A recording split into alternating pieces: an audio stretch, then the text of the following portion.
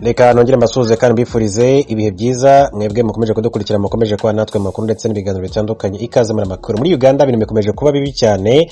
Amakuru ava yaravuga yuko ibindi bisasu bibiri byaturikiye ahantu hatandukanye mu mujyi wa Kampala no mu murwa makuru w'igihugu cya Uganda nkuko byagiye bitangazwa. Mu mujyi wa Kampala habaye guturika kw'ibisasu bibiri ahantu habiri hatandukanye mu gitondo cyo kuri wa kabiri. Kimwe mu biturika rero ngo kikaba cyaturikiye ku muhanda werekeza ku nteko ishinga amategeko iruhande rw'ibiro bya Jubilee Insurance, mu gihe ikindi cyaturikiye hafi ya CPC mu gitondo cyo kuri uyu wa kabiri tariki ya 16 Ugushyingo 2021 hafi y'ahakorera inteko ishinga amategeko ya Uganda haturikiye ibisasu bibiri. Galaxy Radio yatangaje ko igisasu kimwe cyaturikiye ahazwi nko kuri Cookie Towers, ikindi kuri Jubilee. Igisasu kimwe rero kikaba kibasiye inyubako irimo iriya sosiyete y'ubwishingizi, hanyuma umuriro wakurikiyeho rero uza gufata imodoka zari ziparitse hanze y'inyubako. Uko byatangajwe na TV y'igihugu Uganda Broadcasting Corporation,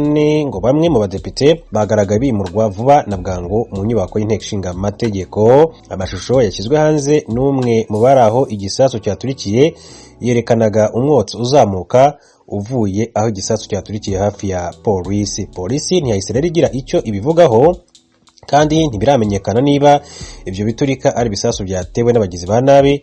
Nta jambo ryigeze rivugwa ku bahitanywe n'iki kibazo. Abayobozi ba Uganda barasaba rero abaturage kuba maso nyuma y'ibisasu biturika bikomeje guterwa guhera mu byumweru bishize. Nakwitsa ko ku itariki 23 Ukwakira umuntu umwe yarapfuye, abandi bagera kuri 7 barakomereka bari igisasu cyaturikiye muri restaurant iherereye mu nkengero za Kampala. Matsinda yunze ubumwe n'umutwe wa ICC cyangwa Islamic State bashinjwe kuba inyuma y'ibi bitero.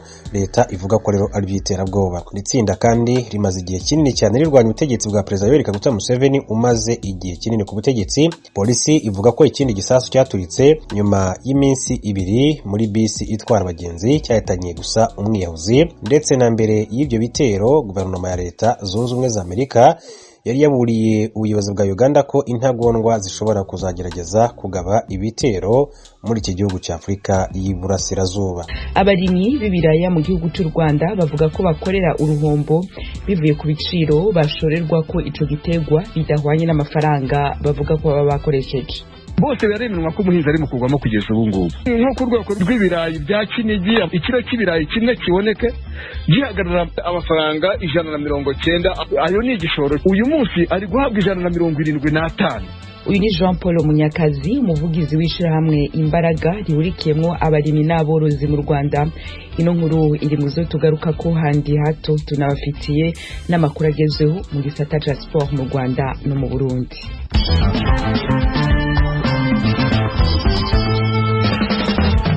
Nugere ndabahikaze inshuti bakunze ibiju rya Amerika, nari ndabicaye ku masonga mu kanya nkitangura.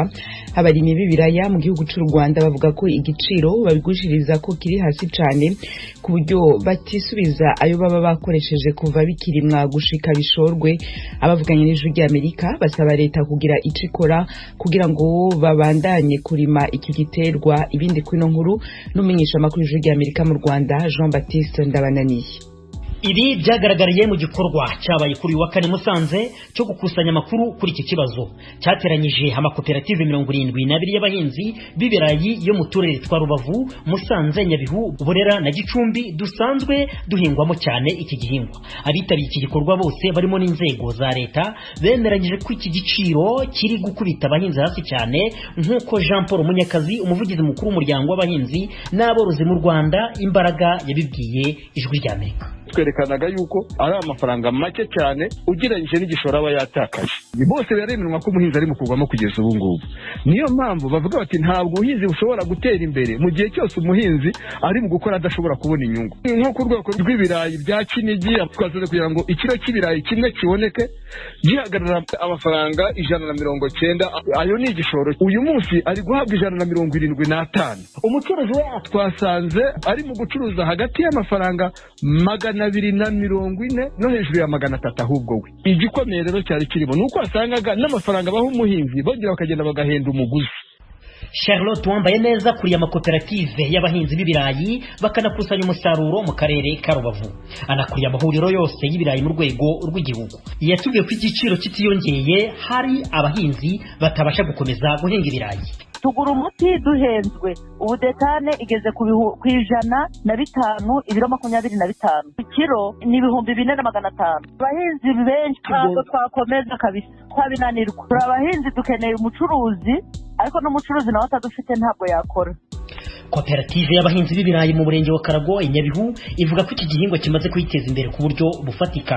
Chantal Nyirasafari, perezida w'iyo koperative Cooptica, niwe ubanza. Abantu bari muri koperative bamenye buno buryo tunafite byose, nta kintu tubuze. Inzara twari isezere, naguze mu inka ebyiri, izo 700,000 mbanye mu buhinzi, nungutse n'isambu naguze 1,100,000. Naguzemo ishyamba ry'ibihumbi 500. Nari ndi umukene, ndi mu cyiciro cya mbere. Nari nasabye ngo banshyire muri ba, umwana nahisemo ha 1,1,000,000. Ariko waragujije? Oya, tanguzanye nasabye kuko mu birayi namaze kwigurira akabanza gahagaze 3,000,000 ari mu byangabo. N'ubu ngubu nshaka kukiga masters. Ubwo buryo no guhinga ibirayi ku mirongo itambitse, uburyo buvugwaho kuzamura umusaruro cyane. Ibyo bavuga ko babigezeho mu gihe kiri munsi y'imyaka 2.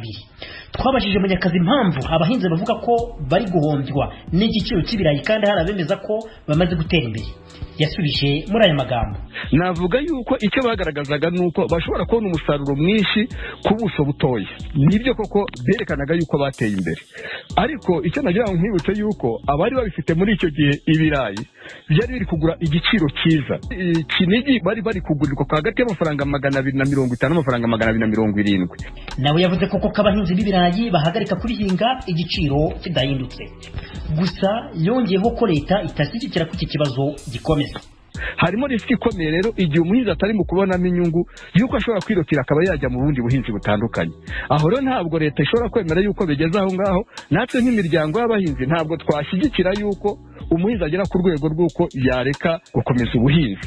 Ikindi gikomeye nuko dufite amahirwe, leta irabyumva cyane.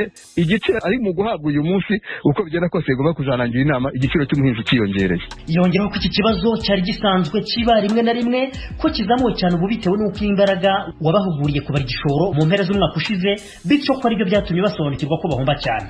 Iyo nama yabaye kuri uyu wa 5 i Musanze, n'ubundi yitabiwe n'inzego zinyuranye zirimo Minisiteri y'Ubucuruzi n'Inganda, Minisiteri y'Ubuhinzi n'Ubworozi, Minisiteri y'Ubutegetsi bw'Igihugu, imbaraga abahinzi b'ibirayi n'abacuruzi babyo. Hemejwe ibiciro kuri buri bwoko bw'ibirayi. Urugero, umuhinzi azajya ahabwa amafaranga 225 ku kilo cy'ibirayi bya Kinigi. Mu Nzovu mu mujyi wa Kigali, aho amakamyo y'abacuruzi b'ibirayi abipakururira, ababiharangurira bazajya bishyura 255 ku kilo cy'ibirayi bya Kinigi, bakigurisha umuguzi wa nyuma ku mafaranga atarenze 300.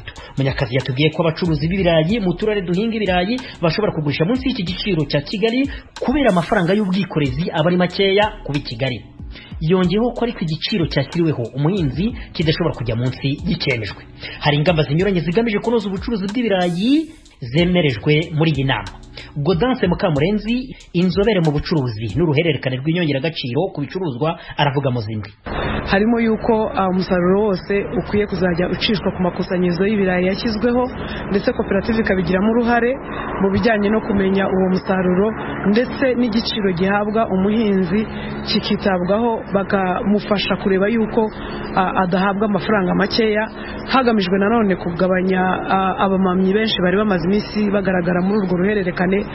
Abahinzi babyishimiye umwe muri bo. Uyu myanzuro kuko tubonye ari myiza cyane. Mukamurenzi yongeyeho ko nta modoka y'umucuruzi yemerewe gupakira ibirayi ku muhinzi nyuma ya 12 z'umugoroba. Yavuze ko gupakira nijoro bizamo amanyanga arimo kudakoresha iminzani. Abahinzi basabwa kugira iminzani yabo aho gupimisha y'abacuruzi batungwa agatoki ko baba bayishe kugira ngo bibe ibiro abahinzi.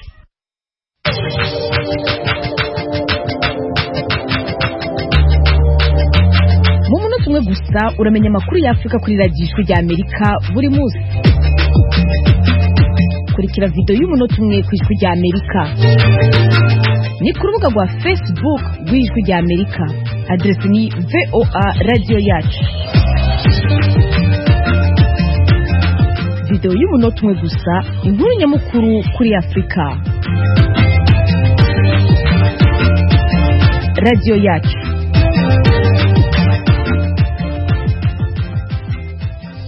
Ijwi rya Amerika, Washington DC, mu Kirundi no mu Kinyarwanda. Mu gihugu c'u Burundi indwara y'imibembe yariyongereye muri uno mwaka w'ibihumbi 2021 mu ntara ya Rutana iri mu majepfo ashira uburasirazuba bw'ico gihugu. Ibindi kuri no nkuru Ijwi rya